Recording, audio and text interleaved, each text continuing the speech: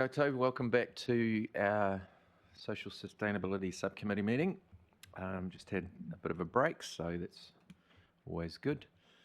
So now we're going to move on in our agenda to our reports, our updates actually. Members' business, chapter 7 of our agenda. Members' business, so leaves of absence, just a reminder, if you have any of those, feel free to contact the Mayor's office. Matters of an urgent nature, I've not been made aware of any. And members' items, if we have any of those, I'll shift that particular one towards the end of the meeting so that we can get on and take this update from our staff who've been waiting patiently for us as we've moved through that earlier agenda item of deputations. So, warm welcome to Emma Haxton and the team from the Connected Communities division of staff. So I'll hand it over to you, cool. And you can take it from there. And Monique, who will introduce it. Thanks. Awesome. So kia ora koutou, ko Monique Ngillan toku ingoa. I'm the manager for climate action and Connected Communities. Just wanted to note that the Connected Communities workstream, we've got bit of a delay bringing some of the items back to the committee as we've been reforming, but we've got a small but mighty team of 3, which Emma is leading as a team leader. So we'll be bringing a range of reports to the Social Sustainability Committee from here on in. Pretty much we've got some the seats filled, so we'll be coming to give a bit of a oversight of what we're looking after. So I'll take the opportunity to hand over to Emma to update on our existing social investment program. Kia ora koutou. So just to give a bit of background on me, I have worked previously for the council. I left about 5 years ago. So I was actually here at the beginning of the social investment process. Went off and did other things in other places in the country and then have been back on board here at council for about 3 months now. So what I wanted to do today was to give you a bit of an overview of social investment, because I understand you haven't had it on the table for a little while. So it's a bit of a background. By the end of it, I'm hoping that you'll have a good, solid understanding about why we're doing social investment and what's actually happening currently. I'll talk a little bit about why it was brought in, a bit about the current round, and a couple of next steps from here. So this particular presentation is focused on the social investment contestable funding that we have. We're not covering the Ōtaki equity funding, which last year was approved by council to provide $50,000 per annum with an Ōtaki in a by Māori for community model. We can come and talk about that another time. So focusing in on the contestable funding. So overarching, the purpose of social investment is to be more strategic in the way that we do this funding, to be able to really hone in on some community outcomes that were created by community or with community, and going forward, creating more of a long-term way of funding, which I'll go into. Before we had social investment, we had a number of non-contestable community contracts. In the last year of that, it was about 400,000 that was committed in those community contracts. They were non-contestable and they'd been around for over 20 years. And they range from things like general operating costs, leases, and specific support such as community transport and community safety. There were a number of reviews that were done that were external and internal through that process to look at what did the council want to do with this funding. So some of the things that came out of that was that there weren't huge clear outcomes and purpose around some of the funding.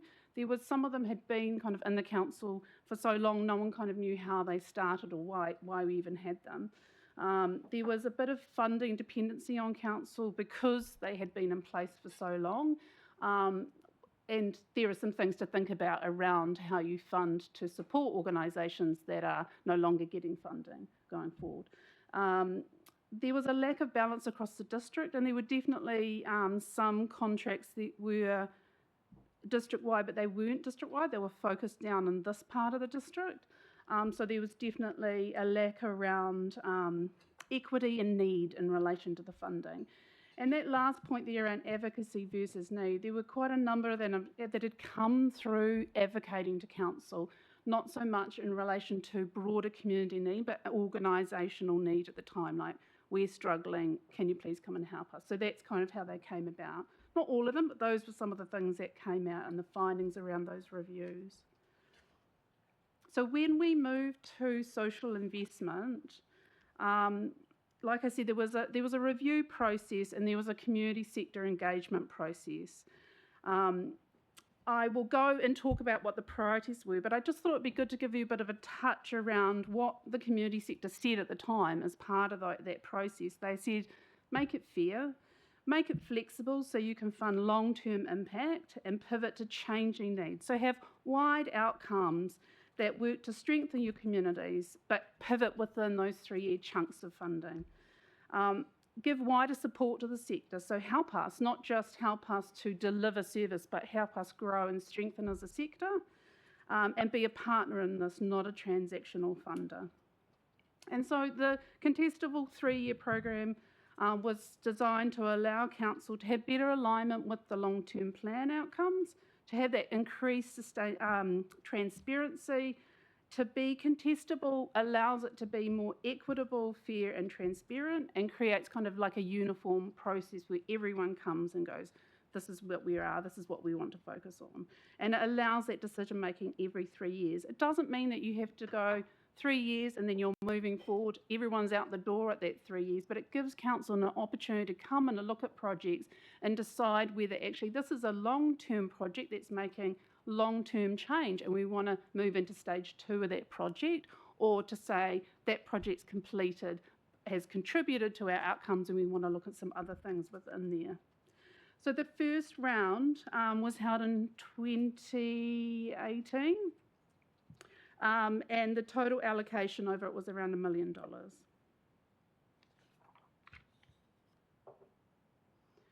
So why, I think I kind of covered this, but why we do social investment.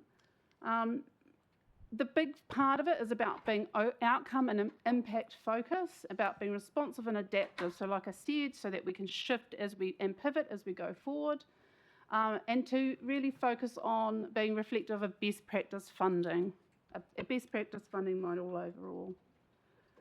This is a bit of a picture of funding in terms of, so this actually comes from the Centre for Social Impact, and they are kind of the leader in New Zealand in terms of funding best practice. And so this funding has shifted from being transactional funding more into strategic and responsive funding. So we're looking to try and tackle more complex issues within it. We're looking at bigger long-term impact. Whereas transactional funding, which is around a lot still, it's more like we want to make something, we want to deliver an event, we want to create something small, we want to build something small, and then it's really, really easy to be able to just provide the funding and away we go. A lot of the gaming funding in our community and across the country is transactional funding. So that's the difference there. So it was a move away from transactional into strategic and responsive. So this one here, this again, Centre for Social Impact, but basically a lot of our funding prior to social investment was focused on, that we provide the money to you, please tell us what you did with it, the activity and the outputs. So your immediate results that you had, how many people attended an event, what did you do? Because what we're trying to do with social investment is to move in a space where we're actually delivering on longer term results and impact. So there's been some changes there in terms of working with organisations around that, and obviously the kinds of projects that you've got coming in. So the social investment outcomes, and like I said, from the community it was very much like, can we have some broad outcomes that fit well into our long-term plan? And I've put the current long-term plan outcomes up the top there, and social investment sits across all of those outcomes. So connected communities, the first one, but a big part of that is actually about meeting the unique and unmet needs of our diverse communities. The capable sector priority is very much a part and alongside what council does in terms of capability building for the sector. So basically the idea that if you have a good, strong, thriving sector that's able to do the work, that they're sustainable, they're resilient, they're strong, that we can deliver with and alongside those organisations, connected communities and safe communities.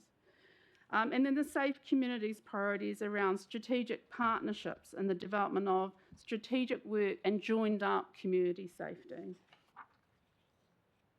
So this round, in the current 3-year round, and we're about to head into the 3rd year of that round, so the final year, there are 8 social investment partners.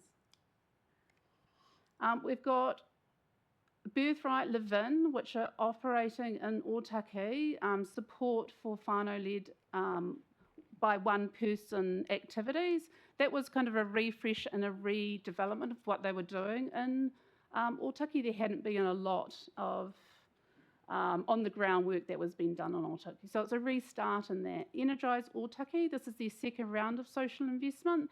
The focus is around continuing on kind of stage 2 of their project, in terms of building sustainability and really a big focus on reducing energy poverty.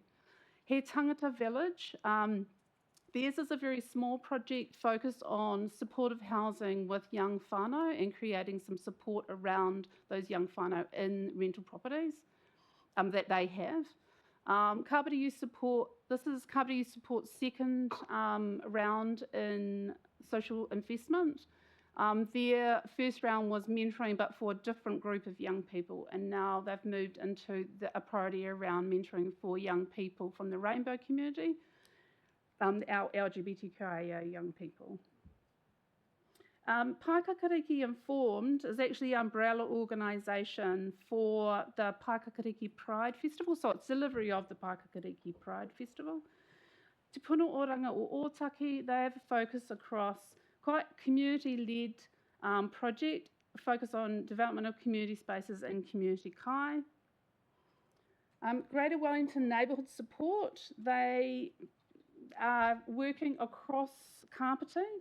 Greater Wellington covers a larger region, so they're also covering the Hutt, Wellington, Kapiti and Porirua, but we have specific people working in Kapiti, so it's not people in Wellington providing up to Kapiti, and they are across Otaki as well. And then Kapiti Impact Trust and Volunteer Kapiti have been working together under the capable sector priority to develop the sector. So Kapiti Impact Trust is focused on sector identity and iwi belonging, and Volunteer Kapiti are focused on growing sector skills. The ones in the pale blue are those that are under the Connected Communities priority. We have one under Safe Communities, which is with the Greater Wellington Neighbourhood Support, and then we have Kapiti Impact Trust and Volunteer Kapiti working together in a really tight collaboration in the capable sector space. We also had a funding agreement with Te Atiawa ki Whakarongotai for the Manaki Kapiti Hub. That was specifically about the development of a social supermarket and a range of activities around whānau wellbeing. That was withdrawn due to changes of their priorities going forward, so there was funding for the 1st year and then the project ended at that stage. So this is just a quick slide to just basically emphasise that social investment is not just about giving their funding and doing amazing process around giving out funding, but it's also about partnering, championing, learning, connecting and leveraging this funding to be able to support better outcomes for community. So there are many, many ways that council can support the sector alongside funding and leverage community of other opportunities, and we've definitely seen that with this funding, that the organisations that have been getting this funding, some of them have been able to leverage other funding because they have social investment funding for these more strategic projects. I just wanted to acknowledge Tonya Jones, actually, who's in strategy. She's not here today. But in terms of the work that she does as well with organisations, in terms of being able to get out there and help those organisations with looking at what funding options are, so that whole connector and then learning space within there as well. So where are we at the moment? Basically, there's an opportunity for us to do more around collaboration and partnership. I think after COVID, it seemed like this is just looking at what's happened in terms of information coming here, and what I'm hearing when I'm going out and talking to these organisations is that there was a bit of a decrease in that connection, and we need to pick up that again around how we're collaborating and how we're partnering more with these organisations. Exploring what is our contribution again to building a thriving sector. We've got those organisations working together doing amazing work to deliver on that priority, but council has a role in that as well. So what's our role? Definitely in the beginning of social investment, there was a huge focus around training and building the capability of the sector. And there were some things that were happening, like funding clinics and things like that. So again, kind of COVID put a bit of a kibosh on those things. So we're really looking at what's the need, not just going and doing this necessarily, but what's the need around that, what are organisations needing from council in that capability building, and making sure that we're working alongside those in our capable sector that are leading that. Understanding, obviously journeying with the sector to understand impact and needs, and that links into the social needs assessment. Understanding the realities of what's going on at the moment with the social sector and community sector in terms of funding, in terms of those government changes that are happening. I think we could do that. We've been talking, when we've been going and talking out with some of these organisations, it's one of the things that they're really keen on is more recognition of the community sector, and that's something that we can definitely do more of. And continuing on with the strategic lens to maximise that long-term impact. There's a lot of learning that we need to do around us and our sector in terms of how do we measure impact within social investment. So now we're entering into the third year of the round. We'll come back to you and present some of the achievements and impacts with some of those organisations. And we want to talk to you about council's role again once we kind of do some more thinking around what is council's role in building a thriving community and social sector. That's it. End. Kia ora.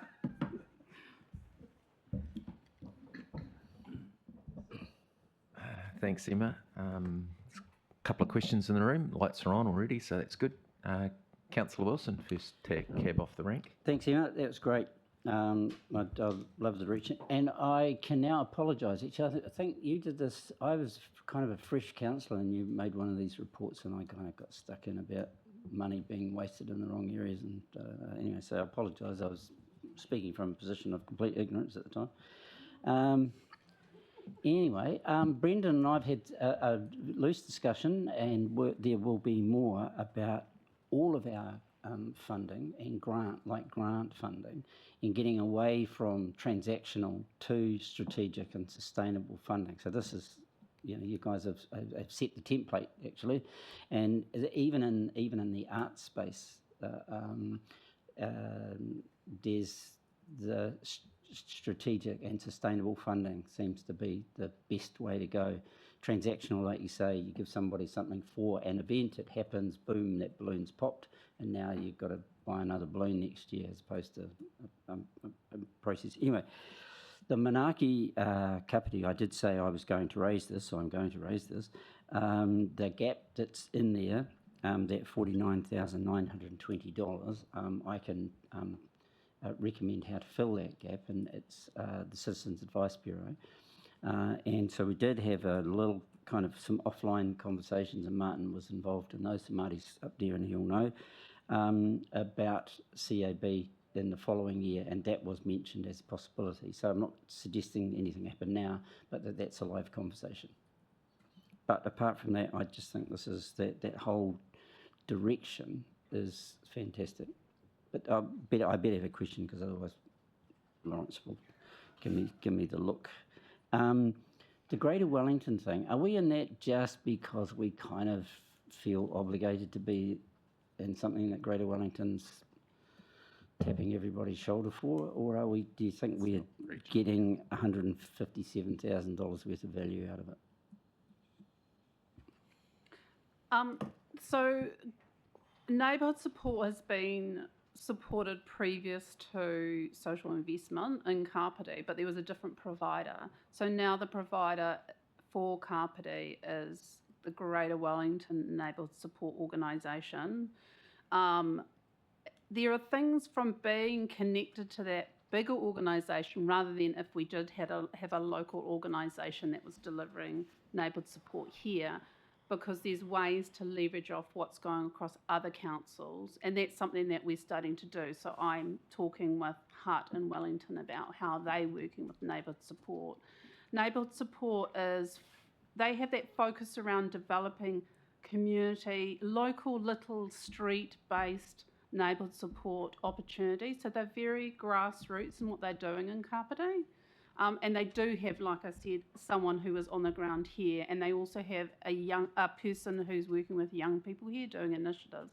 But the focus is on the grassroots in Kapiti, and they have a link, like we do, to police and to community trials. So we're just kind of getting in there now and understanding how it works. So I guess to answer the question, because I feel like I've gone a bit roundabout on that, I think that it is really useful to be in there. I do think that going forward, looking at community safety with other parts of council as well in relation to social investment is a good idea. So it may be that you continue to support at that grassroots level, and then there's some other way that we can support to be more strategic and joined up. And I don't mean necessarily funding going out the door in that, it's just in terms of what we're doing within council as well, yeah.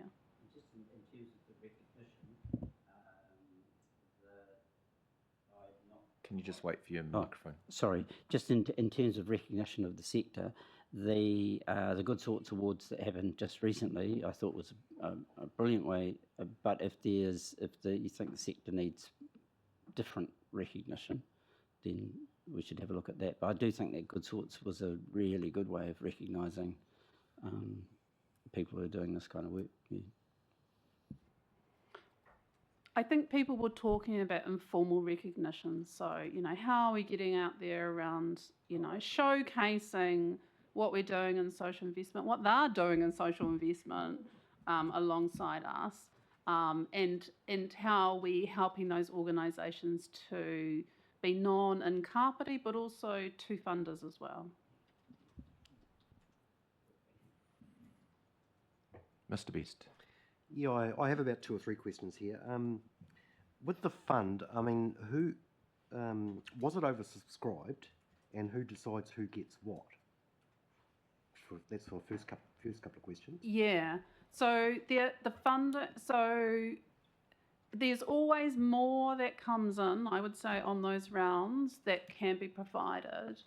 I don't have the numbers off my head, and some of those projects that would have come into social investment may not have had good fit with social investment. That makes sense.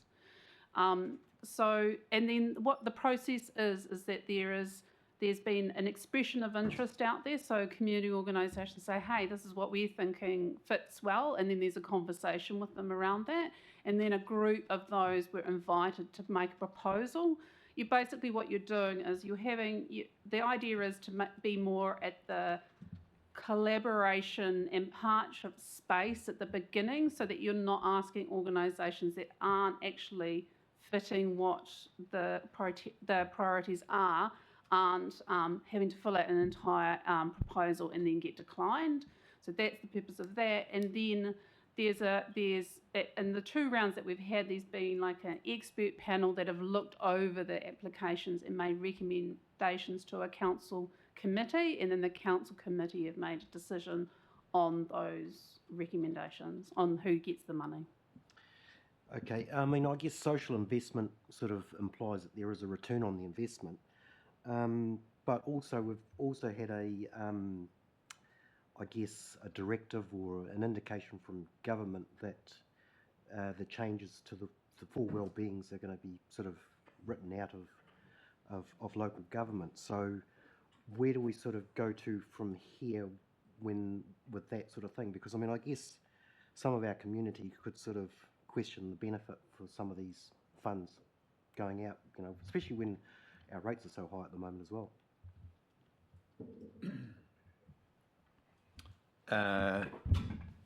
That's a good question. And so the four well-beings, I guess we just got to wait and see what happens with those. And so I guess history kind of shows that not a whole lot changes when they come out. And so we just got to kind of wait and see what happens in that space. From a social investment fund point of view, there is one more year on this, and we are committed to it at this stage, continuing on. The piece of work that's happening in the background at the moment is the social needs assessment, which hopefully will kick off very soon, which will help us kind of identify what the needs are in our community better, and so that we'll have data sitting there to help us make decisions on where to invest this money in the future for benefit. So that's the idea is to have that data as much as we can ready before the next investment fund rolls around. But there's still a lot of work to do between now and then, just analysing the data on this fund between now and then to make kind of decisions on what we want to do in the future with this fund. So there is a few balls up in the air. There's a bit going on. We do need to kind of digest what will happen with the wellbeings and what the impact will have on council. And so I guess until that lands, we won't know much more. But we are well aware. I guess the pieces that we're working on at the moment is just making sure that we've got the data, the information, and we can better tell the stories of the impact that this work is having in all the spaces that we fund and support in council communities, so in our communities, so that we can kind of reinforce that message that what we do in this space is making a difference to people. So it is going to be an interesting kind of 12 months, waiting to see what happens in that space. But we think we've got enough information or enough work kind of planned in the background to help inform what we do with this fund in the future. Thank you. Mayor Janet. Thank you.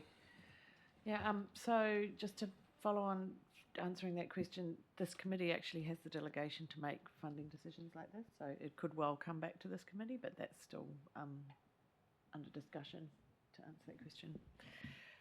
And in that way, I was really happy to see that list of organisations. I think that there were some really worthwhile projects and organisations that were supported last time.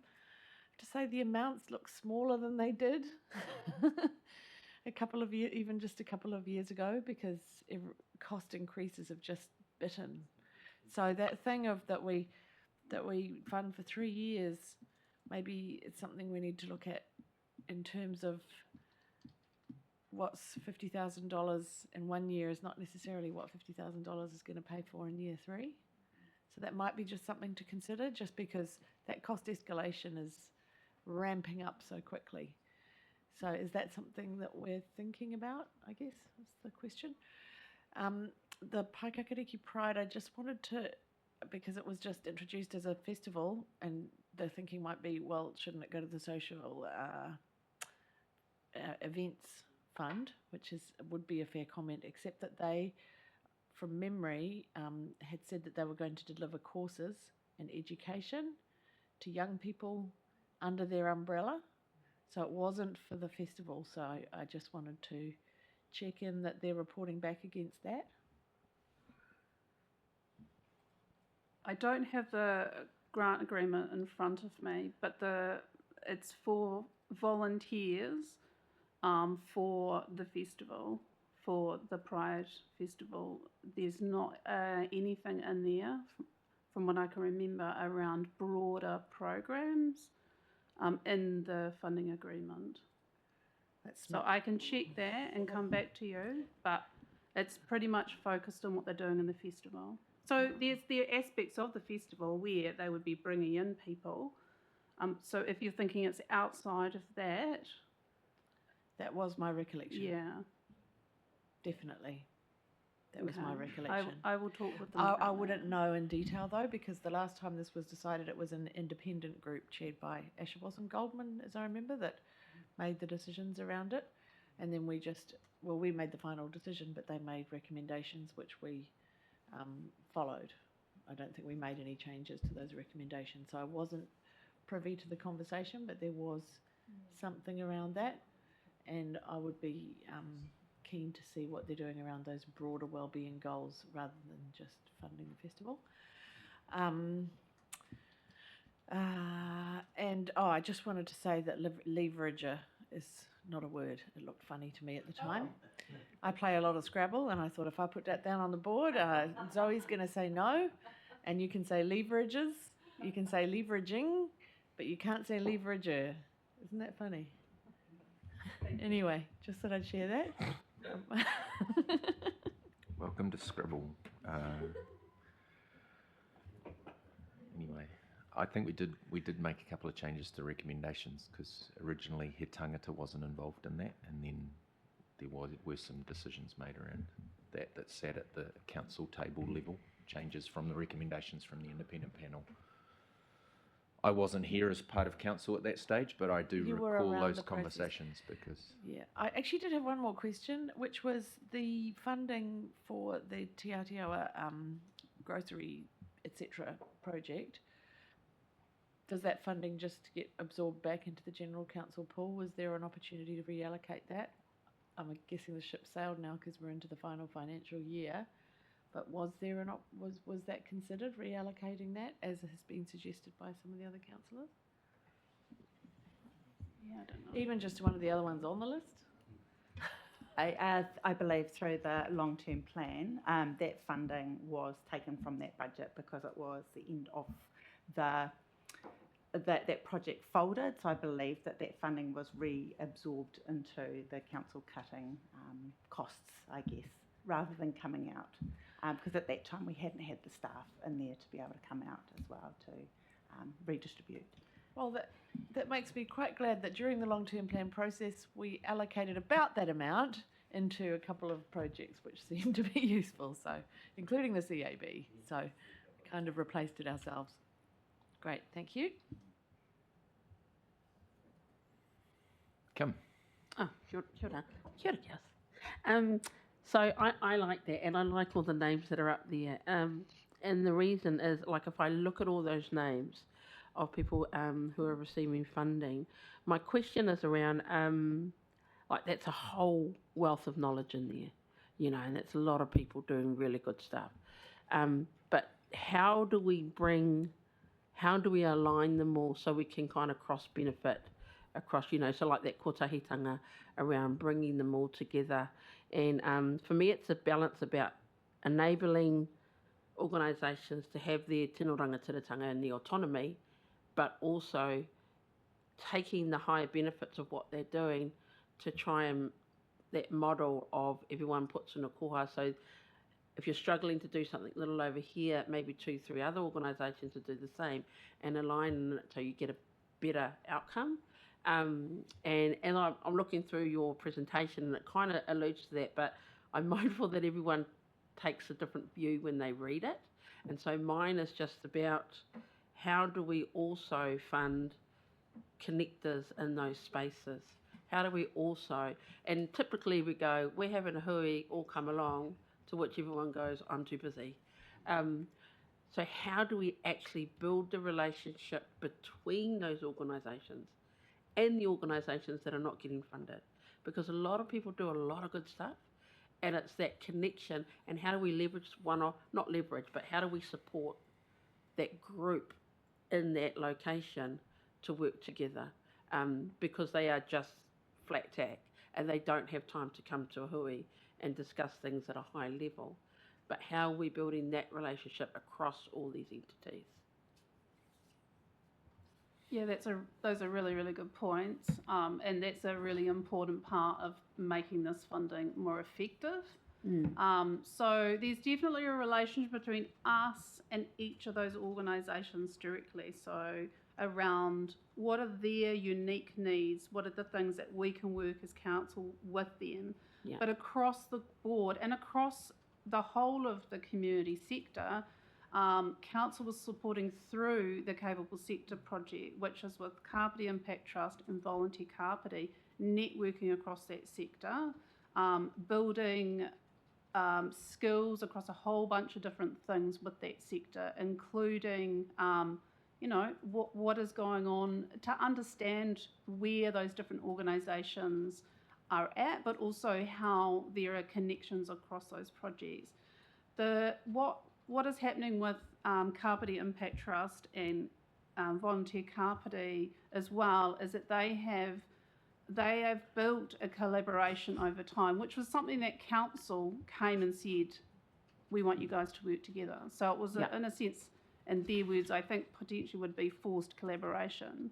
But through that, they have developed an understanding about how you do collaboration. Because collaboration, we can say it's a really hard thing to do. It's extremely challenging.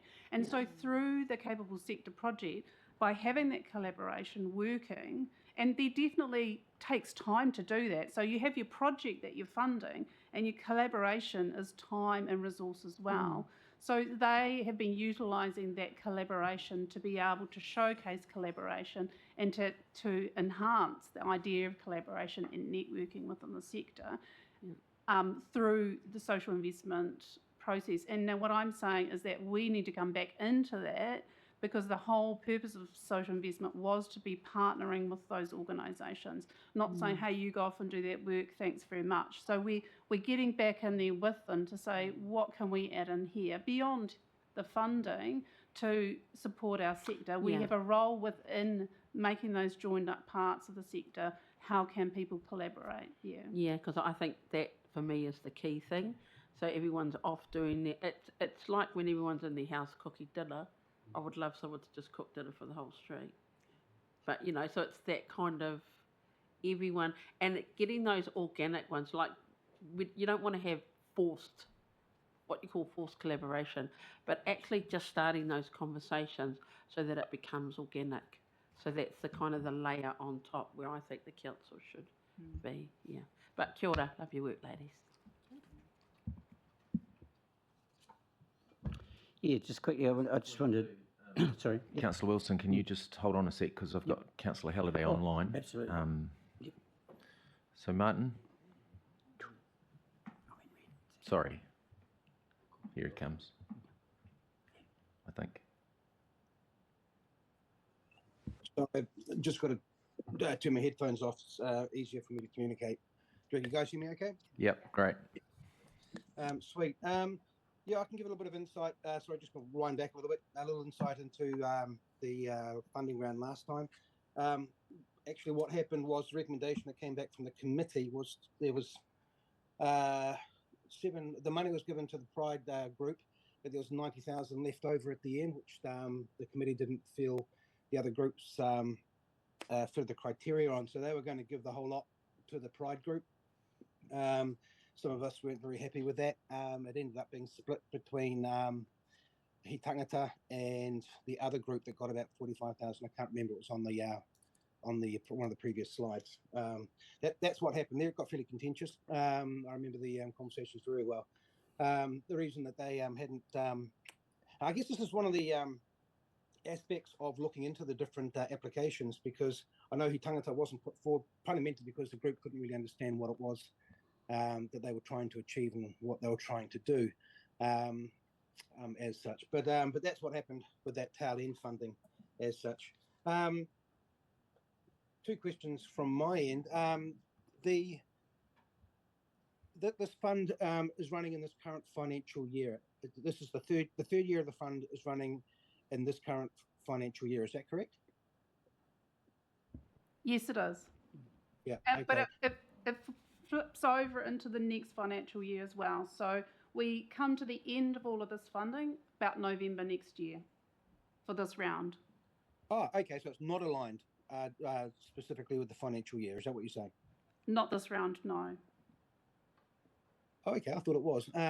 So we're about, what's that? We're about, 4 or 5 months out. Is that correct? Yes, so the final year starts 1st of October, and then we get our reports in November. So for the year 2 reports, they're coming in November of this year, October, November, and then next year we'll get the final lot of reports for them in November next year. That'll be the final. Okay, so again, I come back, what's the time? So when, I guess that sort of leads into my next question. Are we going to be ready to be able to go through the process of allocating the next round of funding in the time frame that we're looking at? So so you're telling me that this fund winds up 1st of October next year. Is that correct? Yes. I can't remember if it's the end of October or the beginning of October, but Oh, yes. it doesn't matter. It doesn't matter. It doesn't have to be that Yes. exact. Okay, Um, so reading into that then, so that stops, and then in theory, we've got about $340,000 sitting in the annual budget for the next 3 years after that for another social investment process, whatever that might look like on the other side of the social needs assessment. My question is, are we going to be ready to have that in place at that date to move forward, or are we sort of not too sure at this stage? We're going to wait and see what Yes. happens with the social needs assessment and then go through a process of reassessing all this. Yeah, so we'll be coming back with you with that information. So we thought that this presentation was to focus to kind of get everyone up to speed with what it is and what we've been doing, because it hasn't been in your space. And we're doing work in the background now to work out the next round of social investment. So we will come back to you at the beginning of next year to have a conversation about that. Cool. And will that be sort of more on a workshop type situation, or a combination of briefing workshop, as we've seen with some of the other things, not necessarily just our committee, but even the wider council table? Is that what we're looking at as a process? Yes. Okay, that's cool. And our target would be to try to have something in place so that this just flows on after this round finishes. Yeah, that would be the goal. Yeah, that'd be the goal. Okay, no, just wanted to get clarity on that. So thank you for that. I think that was it for me. Oh, that's it. Look, I appreciate that we've gone through COVID. We've been a bit up and down with regards to staffing and that sort of stuff. It's like some of the other departments being a realignment. So I'm very much looking forward to, and I'm sure you guys are too, a bit more stability in this space and being able to constructively work forward for the next 4 years. So thank you very much. Thank you. Thank you, Councillor Halliday. Mr. Owens, Brendan wants to just add some further detail for us. Yeah, I was just going to flag, Martin, that the social needs assessment, we're still kind of mapping out the plan, the detail. It is a long process, so it's not planned to be completed for a while, probably not before this next round, so October next year, but there'll be information gathered along the way that'll help inform it.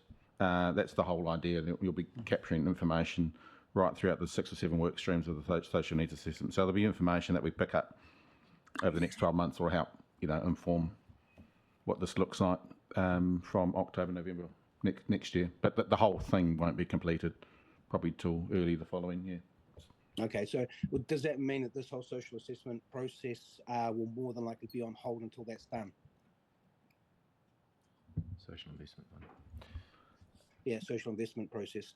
No, so I think we'll have enough information because we'll start the process early next year. We'll have enough information to form how this investment fund will look starting October, November next year. That's the goal. Yeah.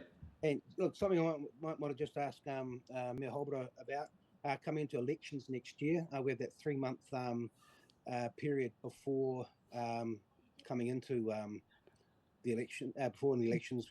Will that impact on the ability for this to be put in place, or will that be something that fundamentally the new council will have to do? Yet again, if we're looking at doing workshops and that sort of stuff, I think just maybe factor in this that there might be a certain amount of time that councillors can't be involved, or I'm not 100% sure how that particular process, and I think it's a bit of a silly process myself, but there's a certain time frame there where operations supposed to step back a little bit from engagement with councillors as such leading into the election cycle. Could that be a negative impact on this I'm just flagging that could be a bit of a spanner in the works with regards to trying to get this landed in about October next year, if that's the time frame you're looking at.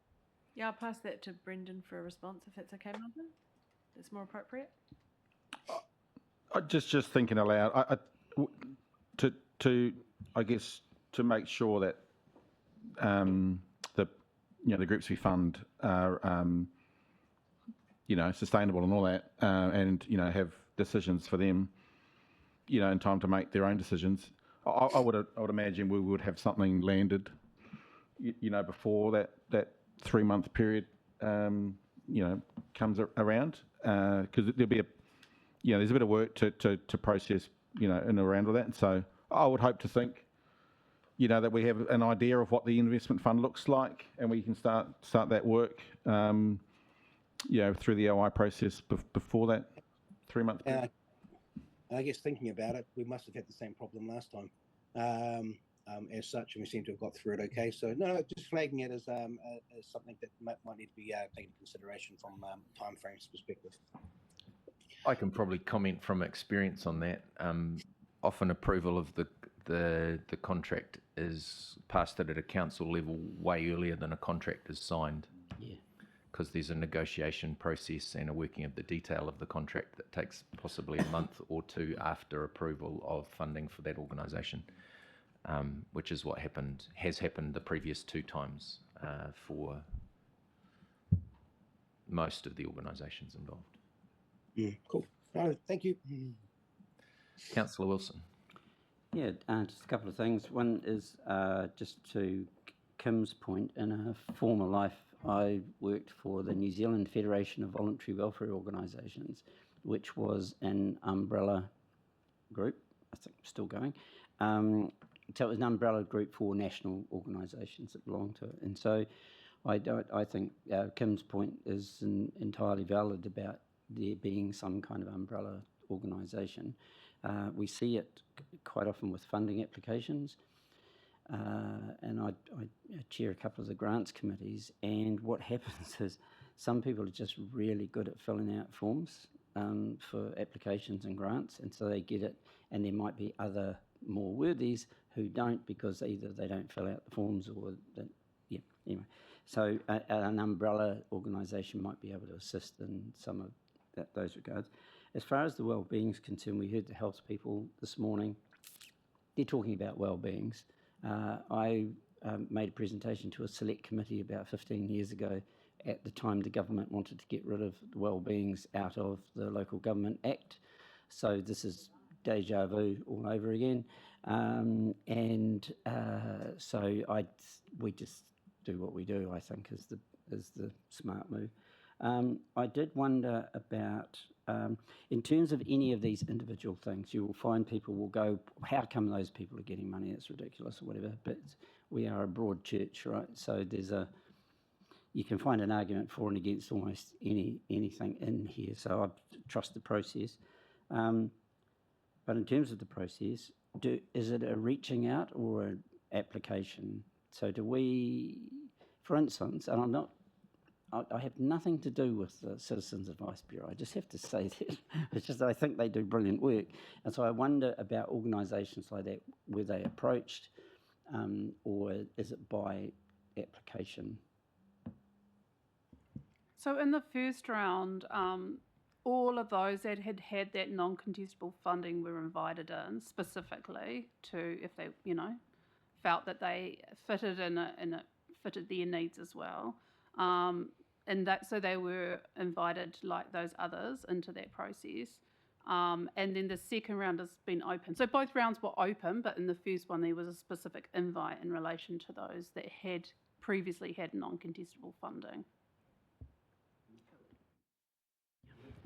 And just also to come back to the Kapiti Community Network, there is that kind of body which Volunteer Kapiti and Kapiti Impact Trust have been forming together, and that organisation, or those meetings, move throughout the district from Otaki down Waikanai, Parapara Umu, Paikakariki, and then move back up to the top of the district. So as we, I guess, progress in and partner in stronger, is pulling in more and more of those people to build that that resilience, or not the resilience, the strength, I guess, of those connections.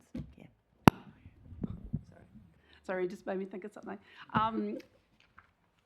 The purpose of social investment, as it's been set up, is it's not general operating funding. Sure, and within any project you have costs that relate to general operating funding as a part of that, but the purpose of it is to do strategic projects over time. So we as council need to be supporting organisations that needing ongoing funding on how to do that. Then the other part of it is the role that we have Kapiti Impact Trust and Volunteer Kapiti doing within our community. So while some of these funds are going specific to people in communities, so fund only by one person, is direct to fund only by one person, but that particular part of it, the capable sector part of it, many organisations are reaping the benefit of that through that project. So little organisations, larger ones right across the coast are accessing the benefits of that social investment funding through those organisations. And definitely in terms of helping organisations to look at the funding landscape, because the funding landscape has changed. There's a real change within philanthropy around a greater focus around Māori priorities within communities. There is changes going on all the time with funding, and we need to be on top of that and be able to support community in how to reach funding, how to get access to grant funding, but also to look at all the other different ways that you can have income in an organisation. There's a good 7 different ways that you can look at it as a not-for-profit, and we need to be helping organisations to do that in a realistic way. Not saying everyone needs to be out there looking for sponsorship, but in a realistic way that we are doing to create a range of different opportunities for organisations to access funding.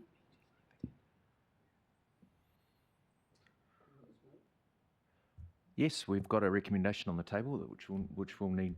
So Councillor Wilson's happy to move. So the recommendation is that we're noting this update on the Social Investment Fund heading into year 3 of the funding. So Councillor Wilson has moved that recommendation. Do I have a seconder? And Kim has seconded that. Any debate? Right of introduction? Great. All right, all in favour? All right. Anyone against? No division required. It's only a noting anyway. I will just make a comment. Thank you to the team. It's really great to have strength back into our Connected Communities team to be able to step into this space again, and I'll speak on behalf of our sector as I say that. It's also great from us as councillors to see that we've got strength back into this team, because it is a significant role that council plays in enabling and supporting the health of the sector. And I will echo Kim and Councillor Wilson's comments around the importance of collaboration and working together. And that's true. And I would say watch this space into some reporting back from some of those projects that will hopefully reassure you that some of that is happening on more and more across our district in this area. So thank you for that update. I'll look forward to hearing the next steps as we go through over the time. Great, thank you. All right.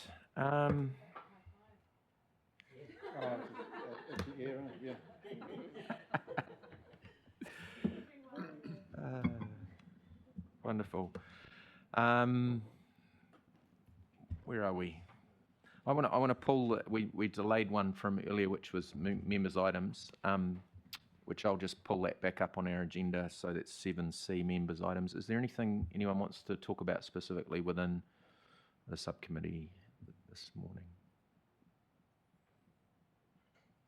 Great. Okay, perfect. We'll move on to number 9, which is confirmation of minutes from our last meeting from the 1st of August. I'll take those as read. Do I have a mover in supporting the confirmation of those minutes? Councillor Wilson has moved. Superb minutes. Do I have a seconder for that? Mr. Best, good on you. We got his name in there. So that's great. Awesome. I will just suggest that we all vote in favour. All in favour? Yeah. Right, anyone against? No? Okay, great. We'll move on to our closing karakia. Kim, can I ask you to do this? I'm noting that we are in Te Reo Māori Week, Te Wiki o Te Reo. So I'd encourage us to use that if we can. So, Kim, I can close this out. thank you. Kia ora tātou. Kia tātou katoa, te ata whai o tō tātou arekia e hu karaiti, me te raha o te atua, me te whiwhinga tahitanga ki te wairua tapu, ake, amen. Amen. Thank you everyone for your attendance today. Thank you to staff who've supported and Councillor Halliday online. We wish you all the best in getting ready, getting better quick, so that you can join us again. Take care everyone. Thanks.